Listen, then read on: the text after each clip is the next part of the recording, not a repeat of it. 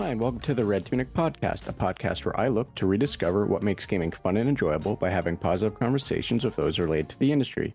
My name is Link, and today I'm joined by Robert N. Brown, game director and lead programmer on Kingpin Reloaded. Hi, Robert. How are you doing today? Hi, Link. I'm fine, thank you. How are you? I'm doing all right. It is a Saturday morning at 8 a.m., which, in most cases is a time that does not exist to me on the weekend, but it's a good day. Actually, I shouldn't say that. The sun is hiding behind a bunch of clouds, so we're yet to see if it's a good day. Hopefully, it is a good day. How is it? How's the day for you? I should ask. You're a little further into it. I think it's noonish for you. Yeah. I think if your day is going to be good. I'm rambling in a weird way. How is your day going so far? There we go. Well, my day here in Scotland is it's just come up for 1 p.m. and the sun has actually just came out from behind the clouds. Scotland is one of these countries where summer is, if you're lucky, you'll get maybe a couple of weeks of really warm days, and then there's a lot of rain and things. And once you hit autumn and then into winter, it's not very nice at all. But it's a nice country. I mean, there's lots of nice scenery. So not that I'm going to see much today because I'm going to be doing work and stuff after this. So, but yeah, it's a good day so far. Well, that's good that it's been good so far. And I can relate to, in a way, I can relate to the your summer just being a few good weeks. One of the things for Canada, my part at least, is the joke that summer for us is very short-lived, and unfortunately, that short-lived summer for us has been getting worse in the sense of hot, humid heat. But it's now like second-ish week of September as of recording this, and we are seemingly out of the humidity and into the cold. So I think winter's right around the corner for me is basically what I'm getting to. Well, yes, I mean, it's we are in is it La Nina cycle just now, so we are liable to get kind of warmer and wetter weather. Always something to keep in mind, I suppose. So, Robert, before we get started, would you mind would you mind saying a little bit about yourself? Obviously you said you're in Scotland, but who else you are, what else, what have you, just before we get started, so everyone kind of has a baseline of who Robert is. Well, that's a tough one. I wasn't prepared for this one. I will say that I am a more mature male. I have been around on this planet for quite a while. Not as long as you'd think, though. My brain is still 25 years old, but my body is struggling at the moment with not being 25 anymore. I have been programming, I suppose, since I was very young. I started off really with an Atari 2600, and I wanted to know how the games worked. So I got a ZX81, and I learned to program BASIC on that. And that has been my hobby ever since. And that, I suppose it kind of defines me because it's always been a hobby that I've had. But now I am getting paid to do the thing that I most enjoy. And, God, that's a tough question. Right, for the first question's a tough one. Yeah, apart from that, I live in Scotland. I did live in France for 12 years, which was a nice experience because it was much warmer than here for longer during the year. It was just beside Geneva, but now I'm back, and yeah, now I work with Slipgate Ironworks / 3D Realms, and I think that's all I can think of at the moment. Something may pop into my head shortly, but you never know. And that's perfectly fine. And as someone that is at this moment 35, I can definitely relate to the mindset of your brain feeling younger and your body in being in a stark disagreement with it. Mm-hmm. For me, my knees are uh, finding ways to kill themselves. Um, Mm-hmm. and like I anyone else who's I think getting a little older, you can probably relate to this as well, where you sleep in one off position and your back is out for like a month. So I can definitely relate to the whole brain wanting to be younger and your body going, no, I'm sorry, you slept with your foot twisted the wrong way. Mm-hmm. You're gonna hurt for the next week and a half. Yeah, I mean, one bad habit I seem to have got recently is like I'll fall asleep in my computer chair. I'll just relax back and I think I'll just think about this little bit of code I'm working on, and then I'll close my eyes. I can visualize it better, and then I find it's like 4 in the morning and it's starting to get cold here, so it's kind of warm in the evening in the house, but once there's no heating on during the night and the windows are open, so the Scottish weather starts to come in, and it's a kind of rude awakening, and then it's you know why is my leg sore? Oh, it's because I put one leg up in another chair and one leg wasn't, and and I've been sitting in my tailbone, so I need to gingerly get up without waking my daughter up. So Yes, as I said, I can definitely relate to those feelings, and it sucks because 10, 15 years ago or what have you, that would have probably been fine for you, but Mhm. now you're gonna hurt for a day or so because of that, right?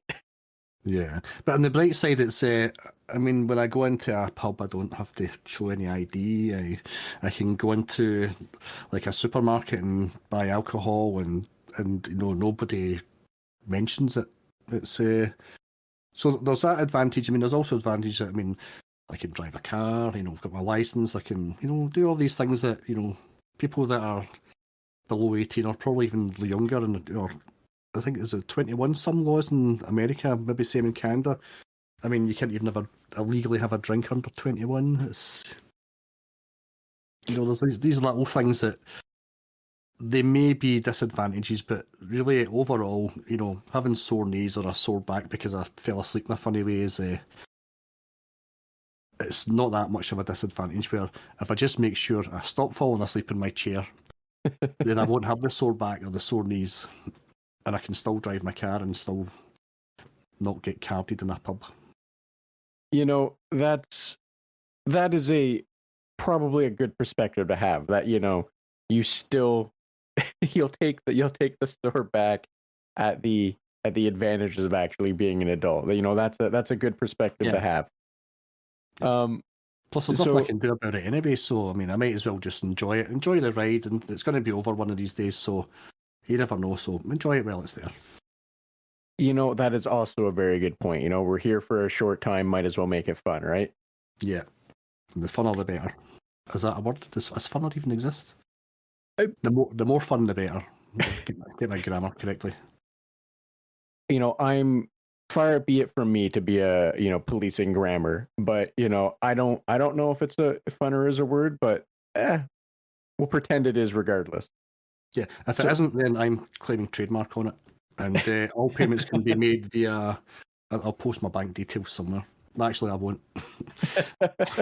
we'll find you a PayPal. Yeah. Well, I do So take crypto as well, mind you. What I so can do, Rob, sorry. I can do if necessary. So Robert, um, you did mention that the first thing that you started with was the ZX1 because of getting into the Atari 2600. So Mm-hmm. obviously, I'm going to presume that would be how you got into developing and making games. But can you speak to that a little more as to maybe what was it about the Atari 2600, or what was it about you being younger that made you be like, this is what I want to try and do?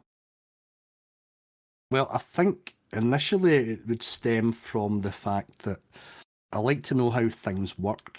I mean, I remember from now this is going to really give away my age. When I was young, not like a baby, but under 10, there was a lot of old televisions getting thrown out in the UK because they've changed over from the 405 line system onto 625. So every so often on your travels round about the local area, you'd find a dumped television. It's like, what are these things inside here? So it's, I mean, a lot, the Valve TV, so it's like, how does this Valve work? It's, what does a capacitor do? And it's that kind of, that got me into the hobby of electronics. But the other thing is how I wanted to know how things work was, how do these games work on the Atari? I mean, I didn't know at the time they had a processor and, a video chip and these kind of things. I thought, you plug the cartridge in and something magical happens that gives you this other game that cost an insane amount of money way back then. And that led me onto, whatever computer magazines at the time, you would then find out pieces of information. Well, here's it's software that's then held on a ROM, and then it connects to a processor, and there's an address bus here. You learn these things over time, and it's like, oh, I want to do that because I like to know how things work, and I want to learn. So that when I got the ZX81, the first game I wrote was a clone of one of these handheld fluorescent Space Invaders games, which I've since lost the source code, which is quite annoying. But that was the first game I ever wrote. And then went on to a Commodore 64, then on to Amiga, and then on to the PC. And it just went on and on over the years until where I am now. So, thank you for sharing that. And I'm curious, when you were doing, through this journey, was there any... formal's probably not the right word. Is this the path you followed through school, or did you kind of do other things and then wind up back with games? Well, through school, I wanted to be a programmer, but I more wanted to be an electronic engineer. But then, life gets in the way. It's like, as a teenager, you discover, the opposite sex, these kind of things. And you get distracted, and then you enjoy your life. You get older, then you can then, spend more time with your friends. You go and you get into pubs and, nightclubs and things. But then, in between all that, there was a point where I thought, right, I want to go into a computing programming environment, so I need to get qualified for that. So I went back and did a bachelor's degree in computing science. So that allowed me to then move into the corporate world and do programming. I was a programming analyst for a large multinational for a few years. And then the game programming was always there as a hobby. And I learned, it used to be, I started off in Pascal on the PC, and I would do assembly language in Turbo Pascal, writing, basically 16-bit games, and then moved on to C, C++, these kind of things. And while I was in France, that was my primary hobby, because I actually left my job to move to France with my wife, and then we had a child, and then I was the house husband.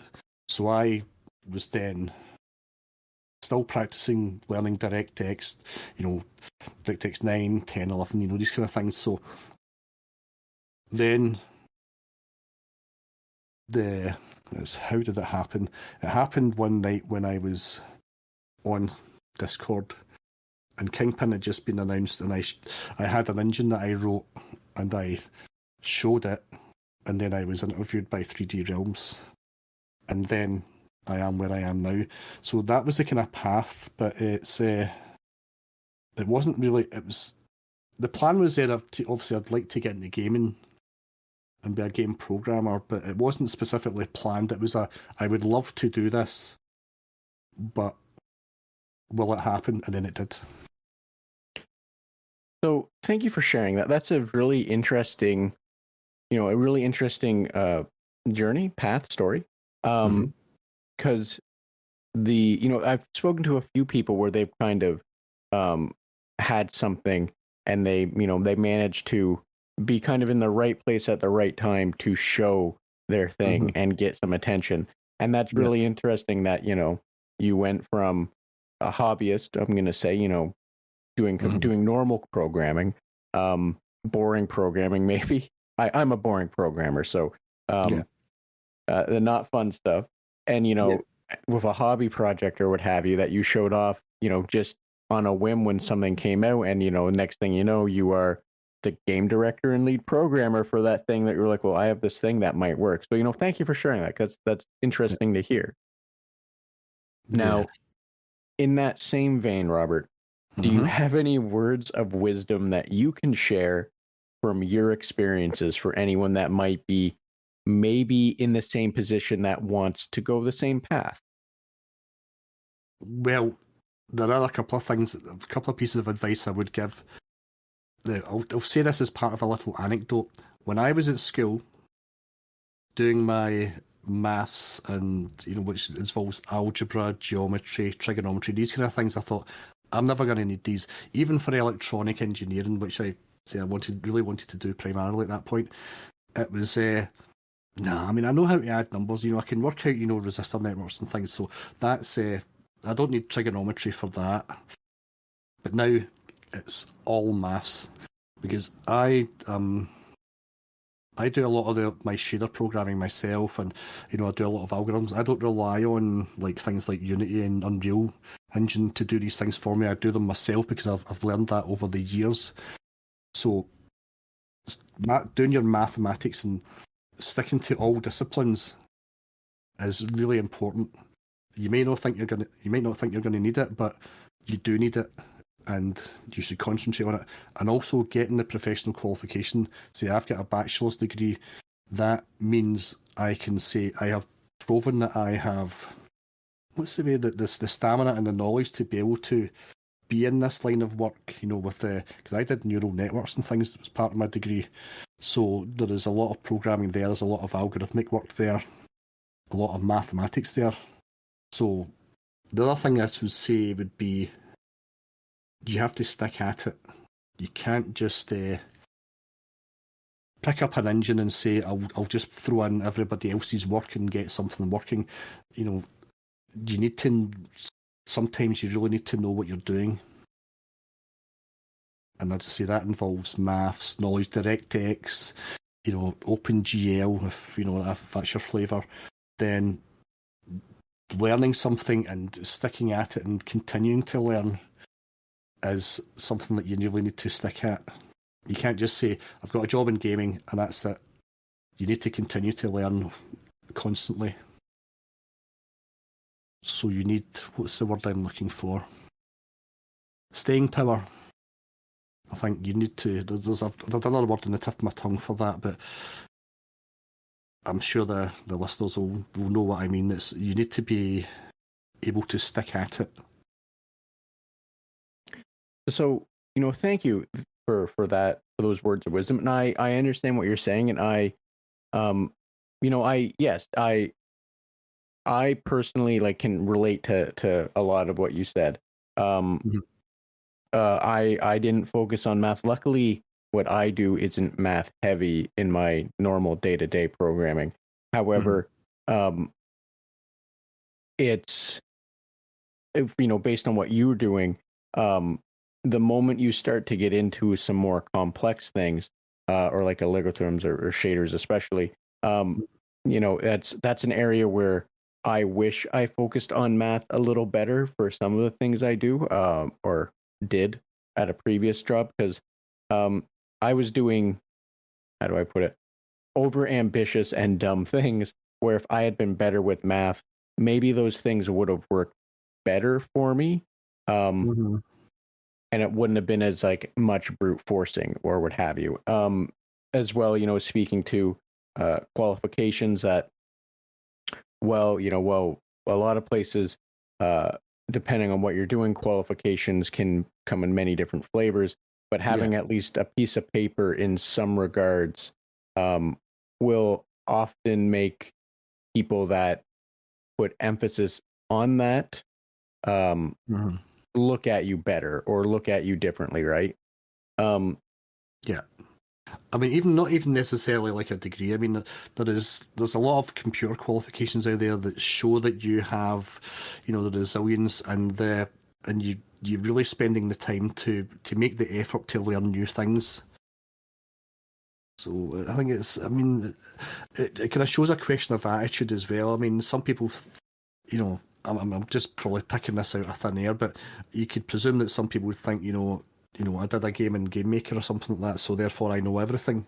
I know nothing. Effectively, that I'm not the best programmer in the world, and I would never say that I was.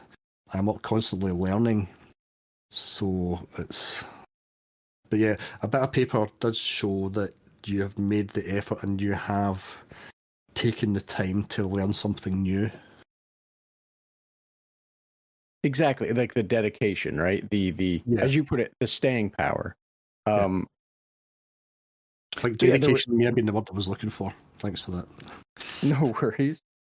There was one other thing I wanted to follow up on, but I can't remember in this moment what it was, so we won't worry about it. And if it comes back to me later, I might bring it back up. So I apologize if down the line I completely shoot something out of left field. That's a callback to here. Yeah, It that's just fine. might shoot back into my head, and I might have the compulsion to throw it out the door and see what happens. Yeah, we'll see what So happens. I mean, I didn't. I mean, I think maybe I shouldn't say so many anecdotes about here's what happened with my life. We'll just maybe get to the point next time. well, by all means, however you feel best explaining things. I'm not gonna turn my nose at an anecdote. So you're good. Okay. So Robert, you mentioned that you started with the ZX Spectrum. And I'm presuming there was probably, like you said, you moved on to doing different things, learning different technologies and what have you.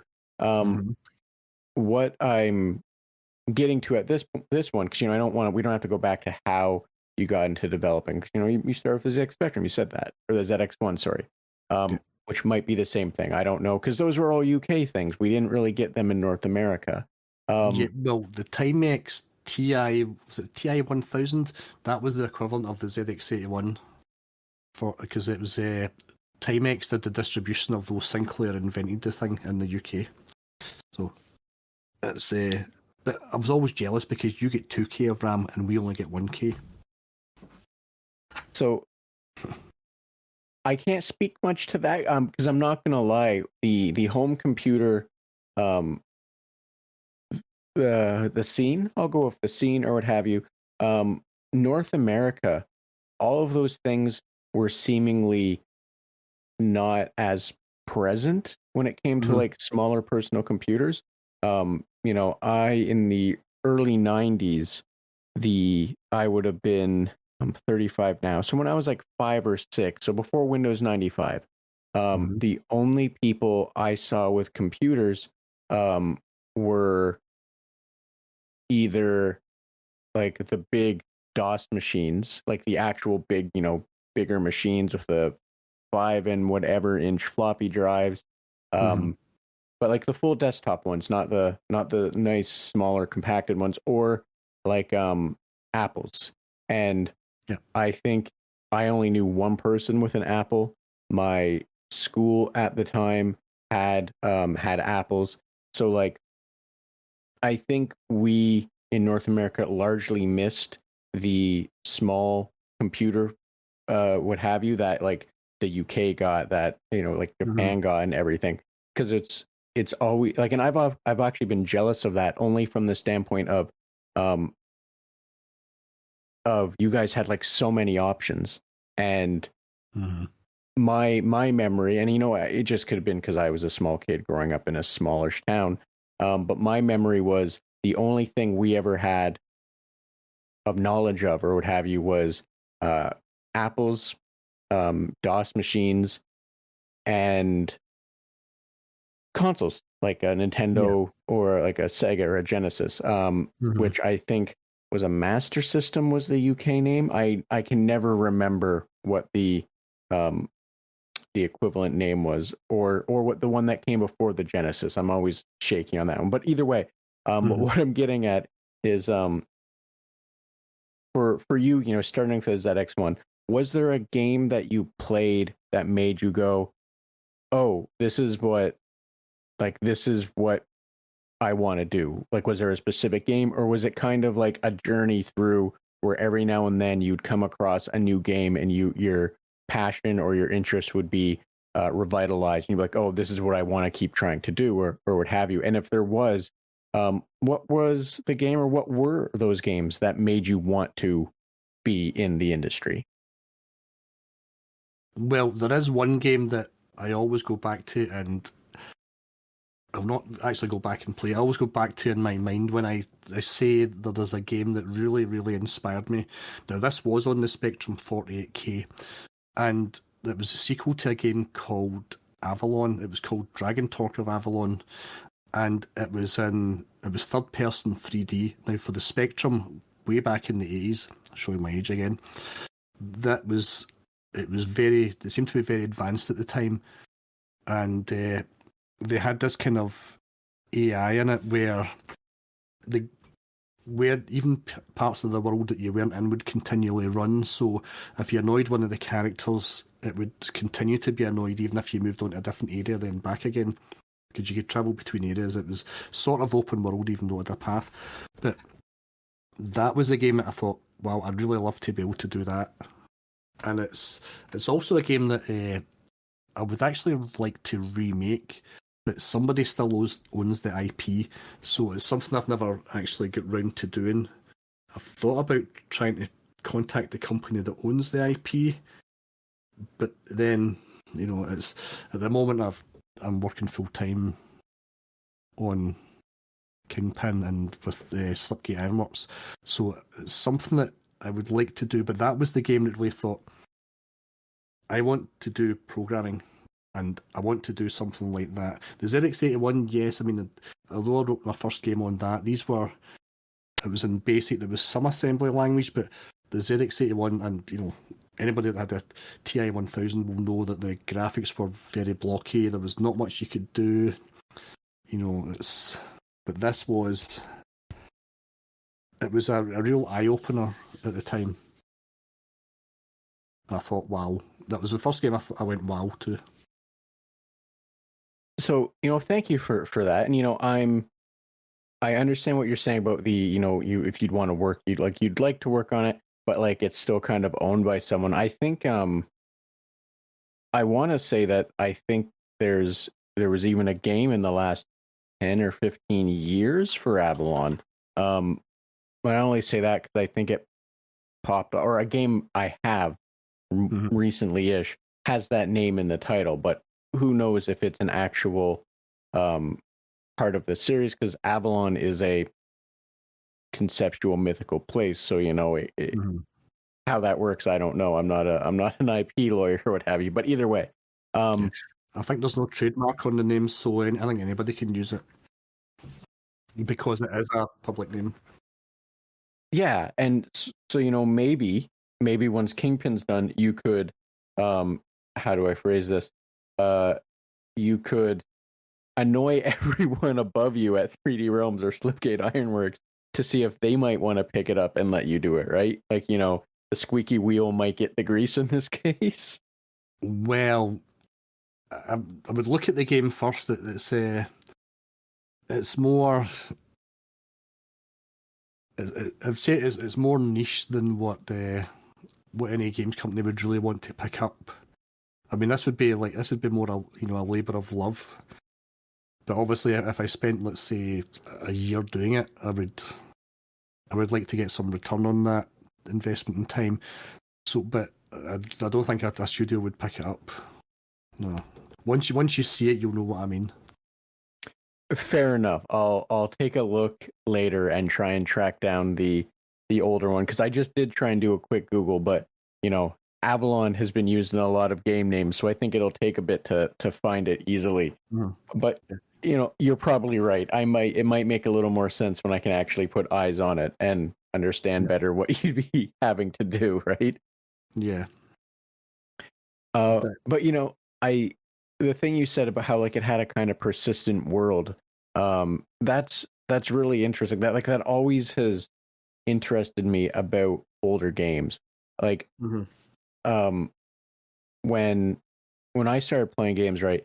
Um none, like the ones I played didn't really have that. And it's always like shocking to me. And again, because I came up with consoles, right? So everything that like largely outside of like shareware on like a Windows 95 machine or what have you, it was going to be consoles, and none of that existed. So um hearing and as you know, as I've learned and hearing as I talk with people, the older games that had like all these wild features and Mm-hmm. like complex features that, you know, realistically make no sense to how they could have existed so well back then Mm-hmm.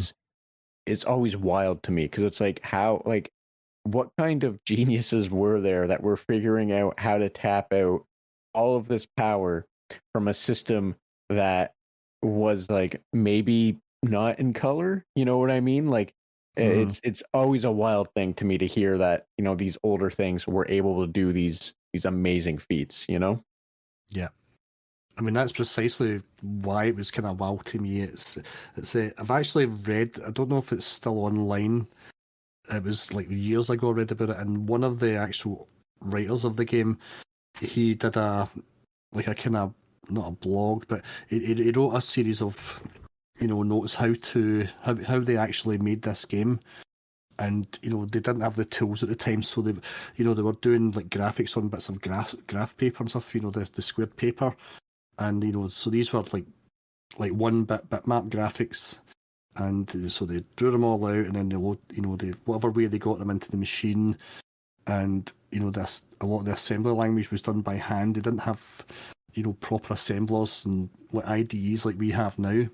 So I mean, it's really amazing what they did. And it's it's an aspiration for me to be able to do something like that with those level of tools. Although I don't need to now, but I would still like to do that game, as I say, as a labour of love, and have it play as well as they had it play.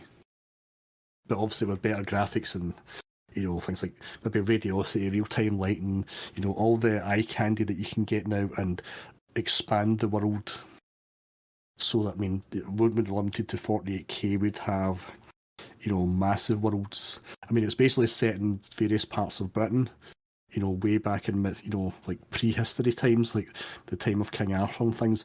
So what you could do now I think would be amazing in the right hands. It's a niche game, so but Yeah. And I wanna say, just because you mentioned like a assembler and people having to write in it, as someone who has brushed up against assembly, Mhm. I'm a COBOL programmer, and for I've mentioned this before a few times, and for anyone who doesn't know, COBOL is old as hell. Yep. Which is, it's one of those weird things where when you first start it, you'll hate it, and then after you've done it for a few years, you're like, this is amazing, and you love it. But the people, I've never actually had to do assembler. I've seen it, I've ran away from it. It scares me. The people that do assembler or were doing assembler way back then that knew it, they Mhm. it's it's absolutely astonishing to me that, one, they were programming in assembler, um, Mhm. and two, they were able to not go crazy. Actually, they probably did go crazy. They probably are very crazy.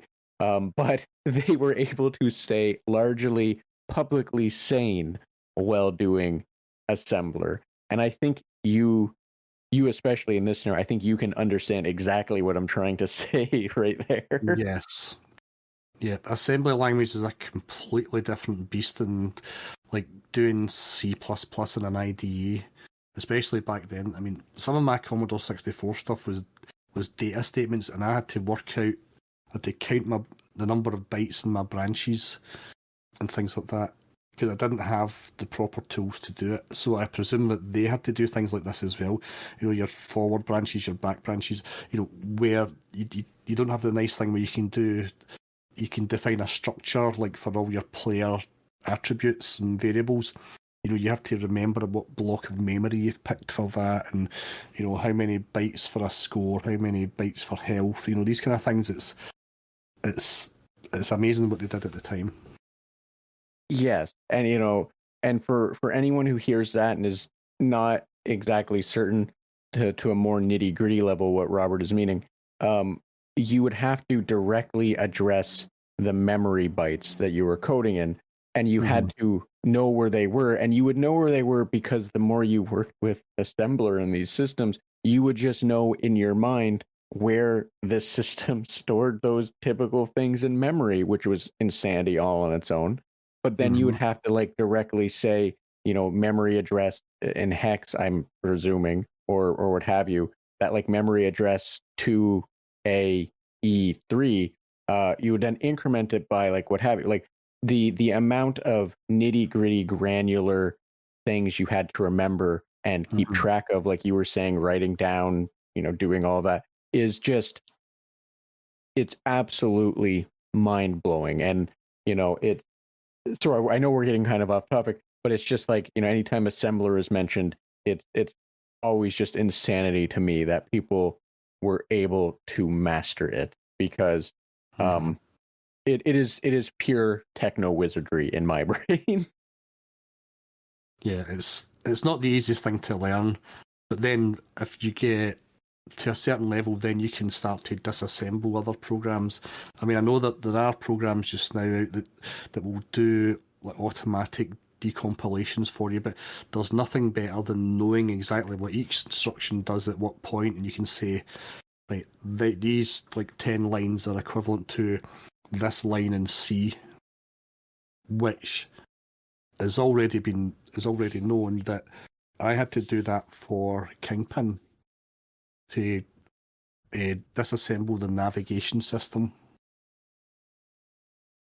So the first iteration is a perfect copy. Obviously, there's tweaks for Reloaded, but the original version was like 99.99% accurate, and the only reason it wasn't 100% was because one of the routines uses a random number.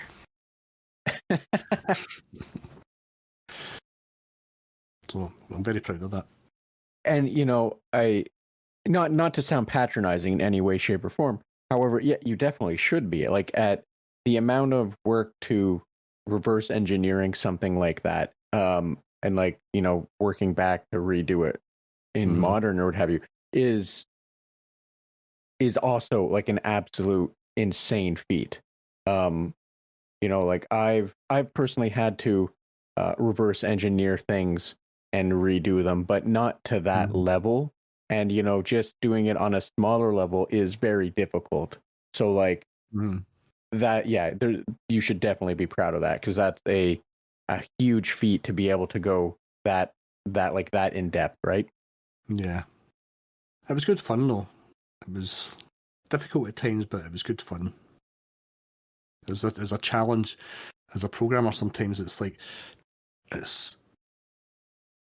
what's the way I would put it? Sometimes it's like I'm a sucker for punishment, but it means I'm really learning. I'm using what I've learned over the years, rather than let some program do a kind of,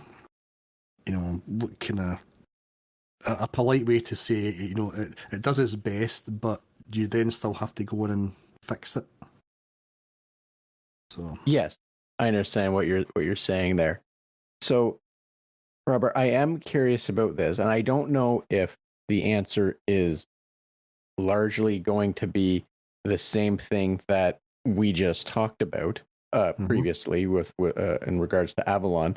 However, do you have a favorite game, maybe before or maybe more currently, I guess? And like, what is it about that game that makes you think so fondly of it? And again, if it's Avalon, that's fine. You can just say we discussed it, move on, or what have you. I mean, there are other games. I mean, see, that was the one that made me first go wow and really inspired me. But the games that I would call my favourites are the games I go back to if I want to relax. Because I know them, I can run through them quickly. I mean, recently I went through the whole BioShock series. I mean, I have that on PC and on Xbox, but sometimes it's nice that the in front of the TV is more comfortable than sitting in your computer chair and playing it. So I'll play right through that on the Xbox and maybe do it over the space of a couple of days. And that means I can take the time to relax from my coding, and it gives you time to like recharge, and it gives you the inspiration like that's what I want to add to a game, or that's I quite like that. I'll keep that in mind. But I've also ran through the Metro games. I've not so recently, but I did buy the Orange Box on the Xbox, and I ran through all of the Half-Life 2 games. Half-Life 1, I don't know how many times I've completed that. Kingpin, that's still a favourite. And obviously I'm rewriting that, so that has a special place in my heart for Kingpin. Because I've been playing that since almost its release, and I've written a number of mods for it as well, been involved in, I think it's like 4 mods now, and I've assisted with some others, giving advice to other modders. And so I wouldn't say Kingpin is my favourite game. It is up there, but it's when you're dealing with it every single day, you want to play something else just for your sanity. Which I'll say. Maybe that's not the right way to put it. More, if you see it every day and then you play it every day, it's not going to feel the same. So you go to somewhere else and enjoy a different game. And then when you come back to it, you have this, you're a wee bit fresher again, and you know what I mean. I'm kind of waffling on, but you get what I mean. Yes, I 100% know what you mean. It's the looking at a problem, or looking at what have you, a project, I should say, with new fresh eyes, right? Like it's if something isn't working for you, or you just can't figure out how you would like something to work out, or just what have you, going away and letting your brain not think about it, like focus on it primarily, and then when you come back to it, your brain will have rested, relaxed, and we'll have a better time. For me, like I do that a lot, and the problem I have, I don't know how common this is, but the problem I have is things that I never figured out, my brain will just keep churning away with, and then like days, months, whatever down the line, it'll suddenly click and be like, this was the thing you should have did for this. And in my case, it's it's problematic because a year or so ago, a previous job I had like 6, 7, 10 years ago, something popped into my head, was like, oh no, this was the thing that you were trying to figure out. And it's like, well, that's nice, but I haven't worked there in 6 years. Can we not? Can we just put that on the back burner and pretend it doesn't exist more, please? Like, but no, I know exactly what you're meaning, and like that's having.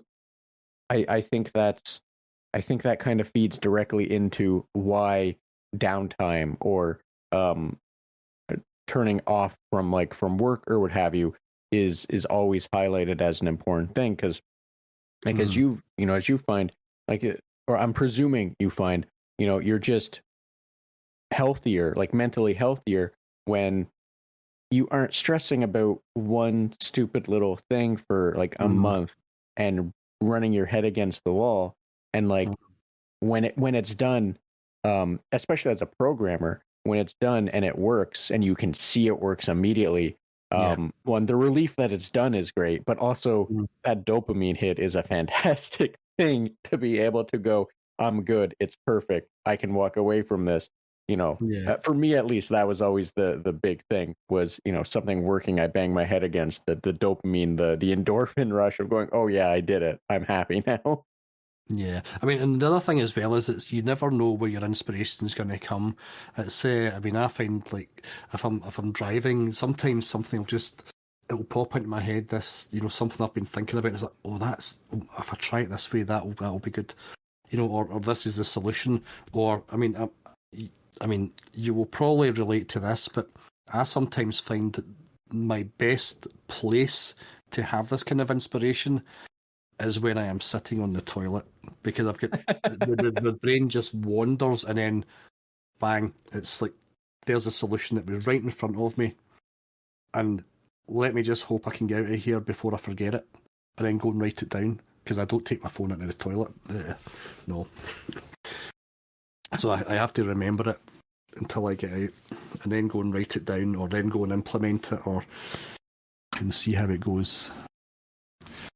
Yeah, it's these kind of things. It's like when I was way back coding on the Commodore 64, it was that there was some instructions like pushing and pulling off the stack I wasn't too familiar with, and I had inspiration not on the toilet, on the way back from the pub one night, and I thought that's how to use it, and then I tried it and it worked, and I used it afterwards.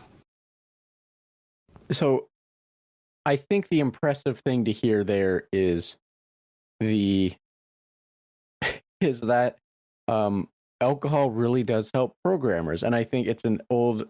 I don't know if this is an old actual joke or if it was something that came about from something, but there's always been the joke that a certain blood alcohol level is like the peak performance level for programmers, and what you just said, there might be some merit to it, that there's a peak performance level after you've had a few drinks to figure things out.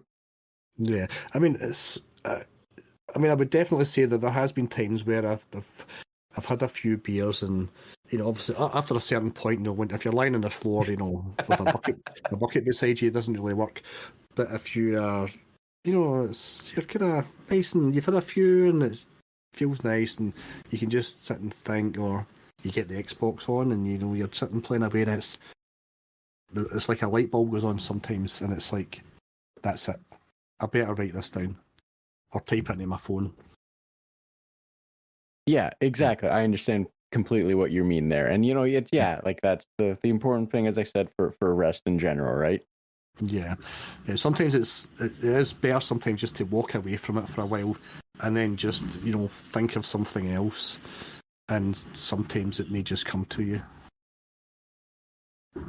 Or sometimes you have to go and get your maths books out and learn a bit more trigonometry. But for some people, myself included, that is a very scary statement, to get your math book out and start learning more about trigonometry. Me personally, I have went out of my way to write large amounts of spreadsheets stuff just so I don't have to do the math myself, or spend like an hour Googling to see if there's already a thing set up, instead of probably doing what would have been a much quicker math problem separately. But if to each their own, and if you are good with math or capable, I am not capable. If you're capable of math, that's a fantastic thing if you are able to actually go and figure it out that way. Well, that's actually one of my weak points. That's why I have the maths books. And also, the internet is your friend as well. You can, sometimes not literally a book, but you can go and find it online, and there might be like some kind of nice explanation of an algorithm that you could then use to modify to your situation. So, but I do have maths books in the house, and I'm proud to say, I suppose. I think in this sorry, I was going to make a dumb joke, but no, like, yes, if 100%, if you make use of them, you should. It's always good to have them, right? I'm sorry, I was going to make a dumb joke about having old mainframe books, but it would have been a very hard joke to sell. So I'll just give away the dumb punchline, and we can move on from it. It could have been hilariously funny. I mean, you don't know until you try. That is generally a fair statement to make when it comes to jokes. However, even as I was like gearing up to say it, the neural network in my brain, the path to making it was already crumbling. So I think it was falling apart even as it was starting. A bit too niche, was it? Yes, yeah, we'll go with that. Probably a bit too niche. Probably the narrow field of people that would laugh at it. Probably non-existent outside of people that are dumb like me. Don't sell So yourself short like that. Nobody is dumb. Everybody says silly things, but I don't regard anybody as dumb unless they prove otherwise. But, but I always err on the side of nobody is dumb until I know. So, I mean, it could have been hilariously funny. I mean, you might as well have tried it. So I'll keep that in mind for the future, Robert. That is very kind words of encouragement to not sell yourself short, or in my case, not sell myself short. But thank you for those words of encouragement and confidence for other people as well that are listening. Maybe just go for it if you're ever standing in the face of something, and maybe it'll work out for you. Yeah, because I mean, what I found over life is you're not going to get anywhere if you don't open your mouth and speak up. You have to speak up because nobody can read your mind. So, that is wonderful life advice in general. Like so many problems can be actively resolved by just trying to talk them out. However, for anyone that might hear that and think, yes, that makes perfect sense, it's also, and this isn't meant to contradict what you're saying in any way, because I fully agree that speaking, trying to talk things out is great. Sometimes you gotta know when to cut your losses and know that when you try and do it, it has to go both ways, right? You have to have a receptive party that's also willing to speak their mind. Because if you don't, you're just gonna like butt heads with someone that might be too prideful or something to try and work it out, right? but then again, you don't know until you ask. You can't. You should never assume what some going on in somebody else's head because you could be wrong. It's ask, and it's if somebody bites your head off, then that's not your problem. That's their problem. But at least you've asked. I mean, you could ask somebody what you think is a dumb question, and they could be waiting to answer that kind of question. Maybe they wanted that kind of interaction. It's like you could maybe have made yourself a new friend there, or a new ally, or these kind of things. You never know. It's as somebody that's more introverted. I mean, I'm definitely not the kind of person that can walk into a room and be the life and soul of the party. I am more. Although I'm kind of waffling on just now, it's more I tend to hold off until I have something that I feel is interesting to say. But then I also fall into that trap of what I might not find interesting, somebody else might. So I could be missing out just by overanalyzing, whereas I could just ask and everything could be fine. So, Robert, thank you. Yeah, I was gonna say, that is wonderful life advice. I thank you. I don't think I was expecting some good, solid life advice from this. And that's not a statement against you. That's a statement more against, or more towards the topic of the podcast. But no, that's actually wonderful advice. I think that outside of games, especially.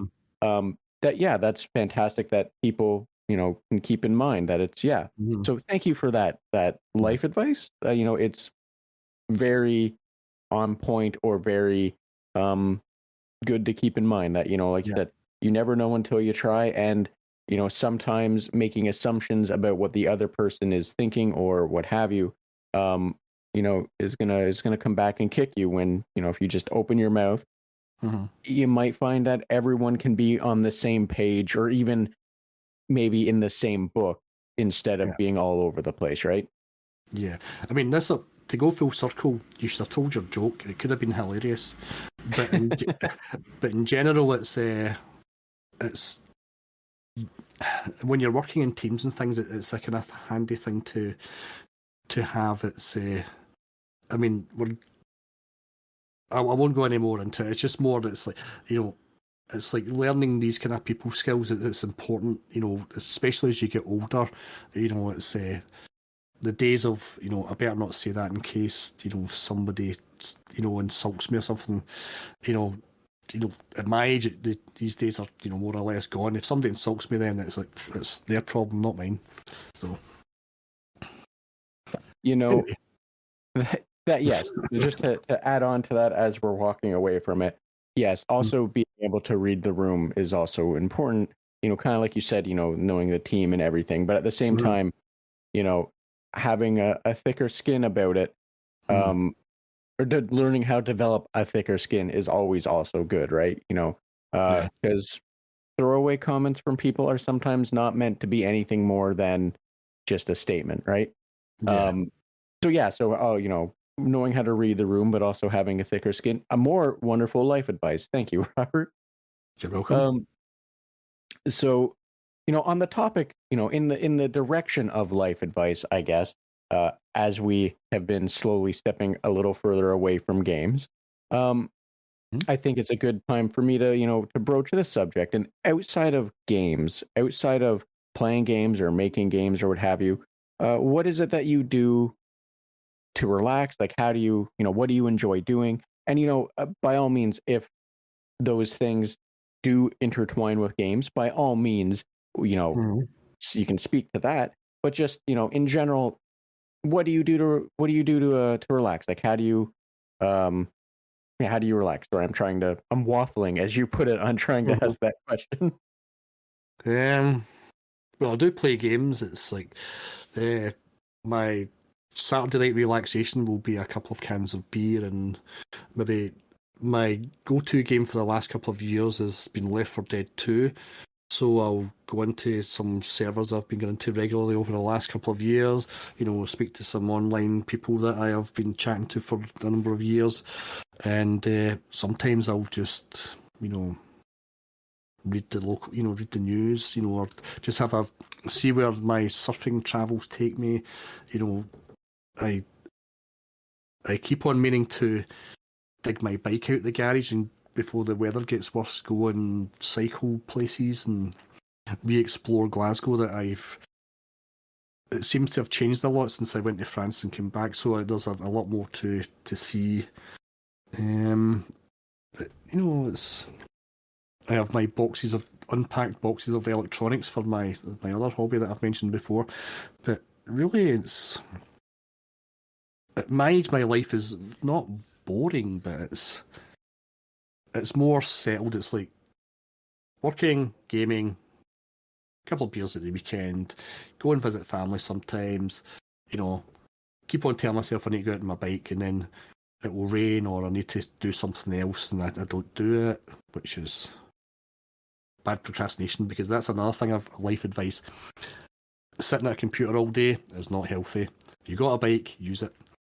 And I don't know, what else do I do?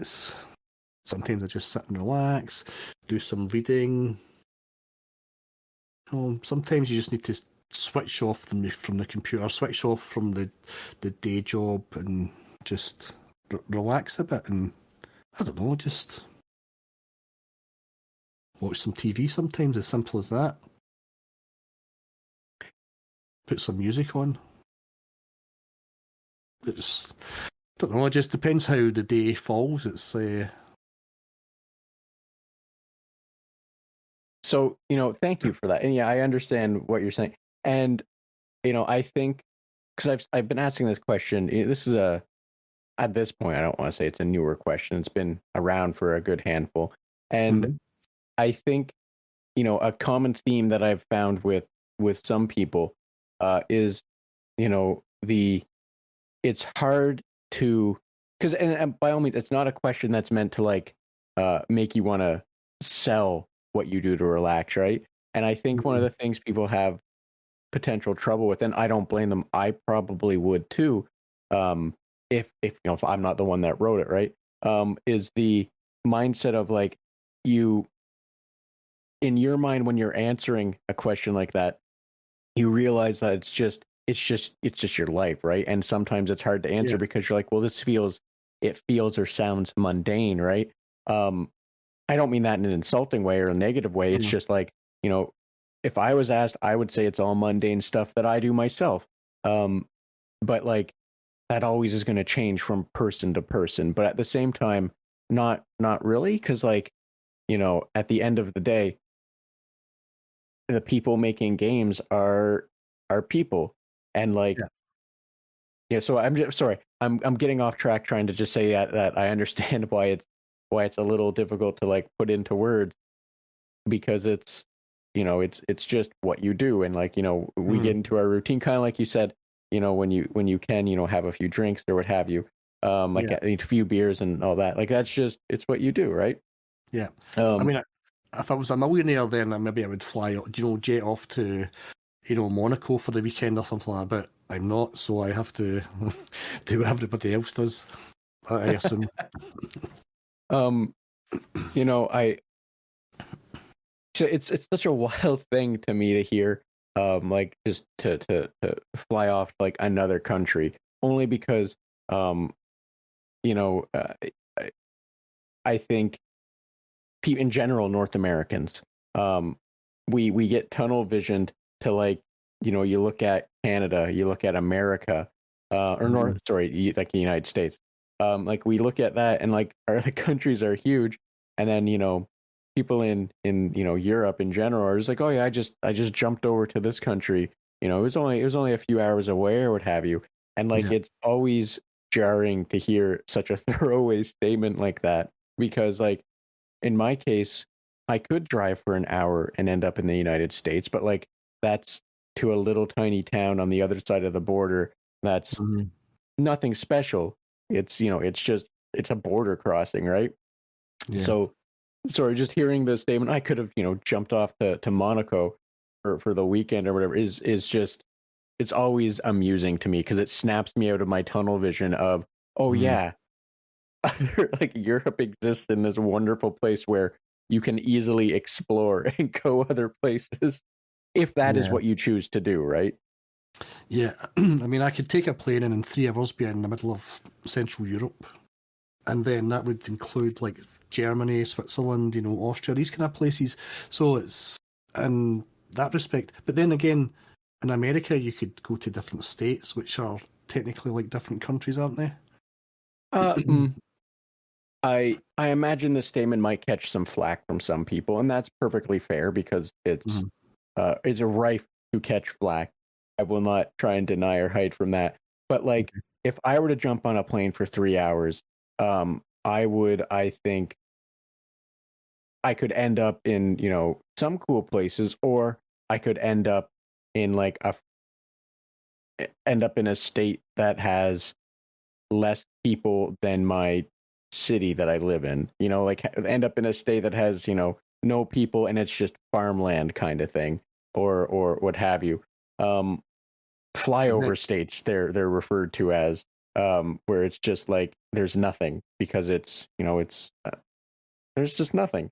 Um, you don't know so there's like nothing until you go. I mean, it could be like you could be find some interesting things. I mean, like I live in Scotland, so I know there's a lot of interesting things here. But some people might think Scotland, cold, wet, what's there? Loch Ness monster, and that's it. But there's a whole lot more. There's some beautiful scenery. There's the highlands and islands. I mean, there's a lot of places in Scotland I haven't been. I've been to a lot of places because of previous jobs, but there's a lot of places I would still love to go to, like way, way up north, where it's there is nobody about for miles, and you just see fields of heather and bracken, but there's some beautiful mountains in the background, and you can look out over the North Atlantic and these kind of things, and just lose yourself and relax. And I mean, it's all very well going to Rome and seeing the Colosseum and things like that, but that's you're doing something rather than just enjoying where you are. So I mean, I say I've only been to America twice. I've been no, yeah, twice. I've been to New York twice. I've been to Florida. I've been to Vegas. Sorry, 3 times I've been to America then. But I've only seen those 3 places, and there's thousands and thousands of square miles that I haven't seen, which would be I think would be very nice to see, because I don't live there. When you live somewhere, it's easy to say there's nothing there. I think. Well, that's what I think other people would think. You know, that's also a very fair thing. Like, you know, some people, you know, might not like or be as enticed by something like the prairies, and then other people very much might. And if, to explain this, not to, you know, speak down, just if you don't know the term prairies, because I don't know if that exists for really in Europe area. The prairies are generally like large, flat spans of land. Canada has like 3 provinces where it's like you can see if you were to have house guests and you were, you know, going out to your driveway to see them off, you could wave for a day and a half because you could still see their car just slowly falling off the curvature of the earth, you know, because that's just how flat it is. So, you know, that's a good point. Some people might, you know, might turn their noses up or not be as enticed by the prairies, but other people very much well might. So, you know, that's also a good perspective to have. So, you know, again, thank you. More life advice on a gaming podcast from Robert. I really am showing my age now. It's like, it's I mean, I wouldn't. I mean, I'm not the most travelled person, but I have travelled. I mean, I've lived in Europe. I've lived in Scotland. I've been to quite a few countries. So it's, I don't know. It's, plus I'm probably also, it's something to talk about rather than having awkward silences. You know. And I'm not meaning it to come across as life advice. It's just it's flowing. Well, you know, I don't think it's a negative thing. When I say it, I shouldn't say I don't think. I know it's not. I don't mean it in any negative way when I say it's life advice, because, you know, it's. I think in today's world, struggling with a positive outlook can be very difficult. You know, for a whole swath of reasons, especially depending on like where or what you do. Like, for example, you know, and again, here's the thing that I remembered, and, you know, kind of going back to, but you had mentioned, you know, writing, like when you make your games, working on things and learning the technologies you learned. But like in the gaming sphere right now, Unity is falling apart. And, you know, so when saying it's hard to see, sometimes it's hard to be positive or see not negativity or be pessimistic or what have you. You know, if your industry is reliant, a large part of your industry is reliant on like Unity, for example, and it's falling apart, it clouds your vision. And, you know, the reason I say it's good life advice, you know, completely sincerely, is because sometimes just having someone enter something in that pierces that veil of clouded thought from everything else is always nice. Sorry, I'm trying to think of the best way to put it that's clear and concise, but it's always nice. So, you know, yeah, you know, it's like you said, it might not be intended as life advice or what have you, but I don't think injecting positivity into places where it could be brought down by negativity is bad. You know, if that makes any sense, what I'm trying to get to. Yeah, I completely get what you're saying. I mean, but even as far as Uni is concerned, I mean, they may be committing suicide at the moment, but there are other engines out there, so something new to learn. I mean, if you've invested a lot of time, then, well, you know, one thing I learned from the French is they've got an expression, c'est la vie. I mean, such is life. I mean, these things happen. I mean, we have no control over them, so we just have to deal with them.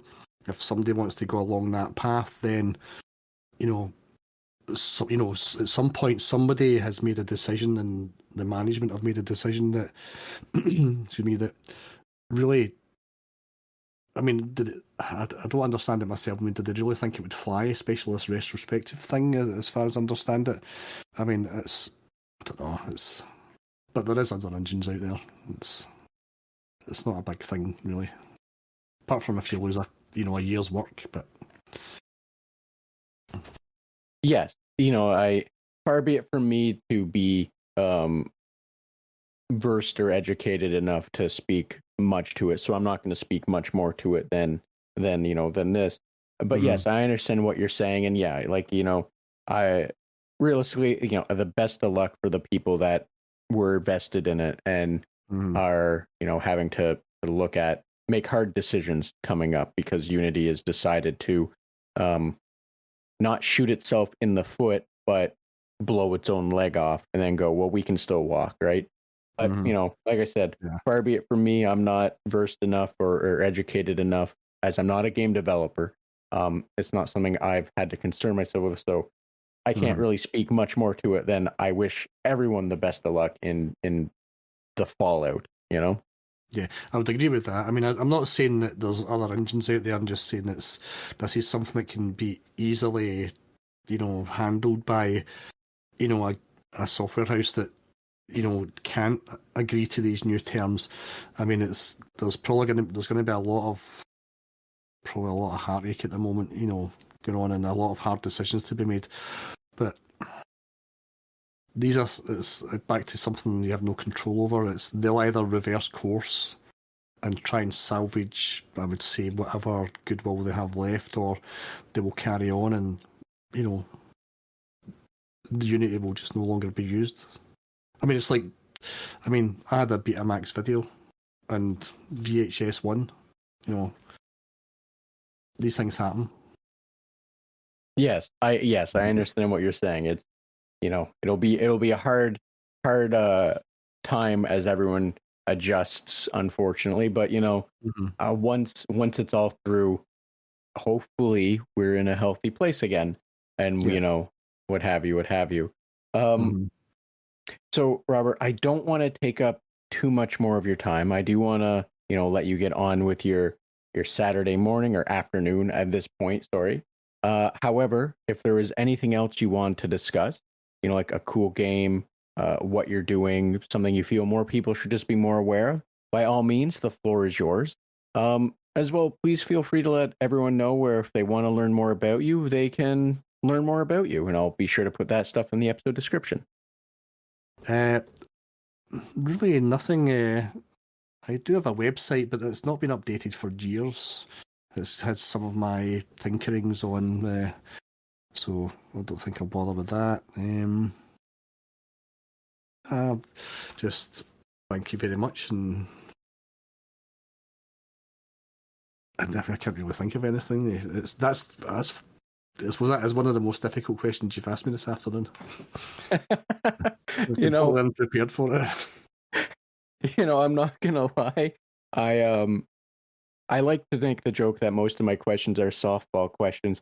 I'm particularly amused that in all of today that is, I think you're the first that has been the hardest question for them. How to self-promote. Well, I could say, my website is captaindeath.com, but there's nothing much on it. It's not been updated much. I do have another website which it's basically got a holding page on it. What else? There is no, I mean, I'm not really at the point where self-promotion is really an issue at the moment. It's, if I do develop my own games that I would like to do as a sideline, then, I'd love to come back on and do some self-promotion. But at the moment I am working on Kingpin, and that's my priority, so... And I think that's about it. Now I am waffling. So I completely understand what you're saying, and I will say this. This kind of makes sense, because before we spoke, I did try and learn a little bit about you and see what I could find. But I'm going to assume that since you didn't say you have what your Twitter handle is or what have you, that you don't have Twitter, which also makes it harder to find. Which explains why I was having a hard time finding you on Twitter if you don't have Twitter. That's what I was meaning by in the hard, it's I'm used to this with the hardest question, just because at this point in I don't want to say in life, but just this point in time, kind of, it's Mhm. I don't mean this in a negative way. I just realize it can come off that way. It's always shocking when someone doesn't have social media. Um, Well, I and do. I do have a Twitter account. I just don't use it, and it's not under Captain Death. It's under like more my sort of company name that I made up. But it's more or less it was just it's part because a couple of other companies, particularly just a couple of French ones, they seem to like the name, and so they've kind of grabbed it. So they've grabbed like a version with like different letters in it at the end, or like I think one's was it an underscore, one's like got an S at the end. It's actually like Gyrocorp, Gyrocorp, and that was from my old CB handle, which I had way, way, way back. I had a CB radio, and one of my names was the Gyro Captain, and that's from Mad Max 2. So that's why Gyro Corp. So it was short and sweet, but lots of people like to steal it. And gyros are also something to do with kebabs, and they're also something to do with the flight controllers. So I've never used it because I do have another company name that I may switch to, but since I don't have anything to show at this point, anything independent, then I haven't bothered. I'll get round to it one day. you know, that makes perfect sense. And as someone else who has to constantly deal with the French, sorry, I say that I should be careful not to say it with such disdain, being a French Canadian living near the border of Quebec, where the French people are. As a French Canadian, but as someone who has to deal with the French, I completely understand. Years ago when Gmail first opened up, my email was set up, and it's a generic kind of like French word, right? Mm-hmm. Because it's the family name kind of thing, and the Yeah. amount of people that have just tried to steal it. And when I say steal, I mean like I've gotten people signing up to like school, like colleges and universities with my email, like the official sign up attempts, where Yeah. like I've been sent the "you've been accepted" letters kind of thing, and not just like spam stuff. I can understand what you're going through when like when French companies especially try and use it, because or any other language company or what have you, because it comes in and it's like, well, Google says you've been accepted. That's fantastic for you. You're not going to get this email because this came to me. Delete. Like, Yeah. as bad as it's to say, I just delete all those emails. But I don't care if someone's been approved for their financing for their car in like someplace in like France or what have you. Like, it's I'm not going to track them down. That's not my problem. But that could be the scam, though. I mean, I did have to grab Facebook as well because of this particular French company. Something I won't mention what they are because it's not really relevant. But it's not what they are as an insult. What they actually do, and it's kind of weird why they've picked this name. The Gyrocorp, or why they tried to. And then there was another one. What was it? Electric wheelchairs or something? I don't know why. They even stole my, on my holding page on my website. It's like they even stole the capital C and the capital G. I mean, it was a blatant rip-off, but I've got the domain name, I've got the Facebook, I've got the Twitter, I've got various other social medias I won't mention because there's a few of them, and but yeah, they're all unused at the moment. And that's fair enough why you wouldn't want to promote those or throw them out there, right? If you don't use them, you don't use them. It's like, my pseudo personal Twitter that I don't use. I don't put it out there, and I don't blame you for not wanting to do the same with your non-existent the one you don't use, right? Like, in the future, yes, it makes perfect sense. So I understand now. So thank you for the, walking through that. Yeah, the waffling through that more like. So, Robert, As I said, I don't want to take up too much more of your time. Thank you. So if there wasn't anything else, I will let you get on with your Saturday. Yes, well, thank you very much for hosting me, and it was a pleasure talking to you. Robert, you are more than welcome. I appreciate you making the time. Like it's always, I'm always happy to just get to speak with people. So yeah, you're more than welcome for hosting. Happy to have you, I think is the way to phrase that one. I struggle with how to answer that sometimes. Well, thank you very much. It's been fun, and it's been interesting because this is the first time I've ever done this, so a new life experience to go full circle. So, hopefully if you do it again, hopefully I will not ever be, if you do this again, hopefully I will not be the worst of them. That's a very weird way to say I hope you have worse. I hope you don't have better experiences of podcasts in the future. I realize after saying it. But what I'm saying is, I hope this didn't ruin it. I hope I'm not the again. No. I don't know why I'm trying to like crap on other podcasts potentially that don't exist or haven't happened yet. Well, time will tell, but it's but I've had a fun time. It's I don't think I don't think I'll be saying at any point in the future that that Link was, how should I say, not good to be on. Well, thank you. I appreciate the kind words. Then I think that's the better way to say it. Instead of telling people, hopefully, I'm not the podcast that ruins them. Just thank them for enjoying, for their kindness and move on. Yeah, but that's not to say that once I hear it, I might think, oh, I wish I hadn't done that. My Glasgow accent's too strong, or I waffled too much, or it's like, why didn't I go and wash the car instead? So, Robert, I'll say this before I let you go, and this is something I can definitely speak to because I edit all of these episodes, right? I don't do a lot of editing. I want to be very clear. Yeah. But I listen to all of these episodes, before putting them out there, and I have not had issues with the people I've spoken with. All of the criticisms that I typically pull back are things that I say I could have done this better, or oh, I didn't catch them saying this, and that would have been interesting to follow up on.